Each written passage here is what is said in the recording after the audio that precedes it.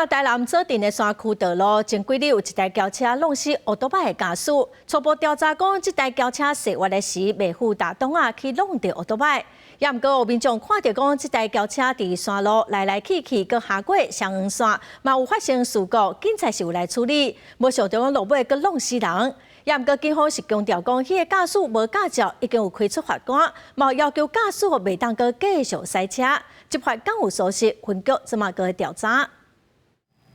乌色轿车伫山路来回驶，速度更加连骑脚踏车人拢看袂落去，爱对方放慢速度。这台车经过一条关节平台附近，技术无减速，伫路桥弯道失控撞到头前机车，技术被弄了分别送医死亡。乌色轿车是规台并路边砍。我出去看到都弄落啦。人呢？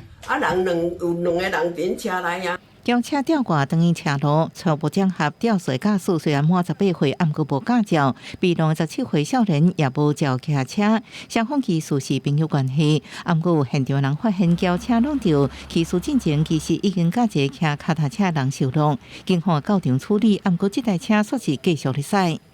我就看他那一台马三一直在那边冲来冲去，车友嘛，说他们先被擦撞到，被那一台马三擦撞到，所以这时候照理说他就不能再给他们开走了。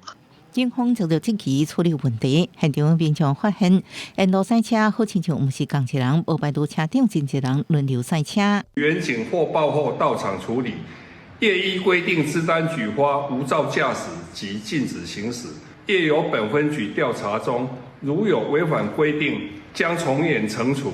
警方调监督监视器发现吊水车，疑似危险驾驶正进行，转后一台轿车、6台机车，插到4男3女，牵涉本案。死亡车祸发生进前发生交通事故，环境深受疏失，已经介入调查。轿车驾驶涉嫌过失致死等罪嫌，由检察官指挥侦办，其他人无查到违规的代志。记者综合报道。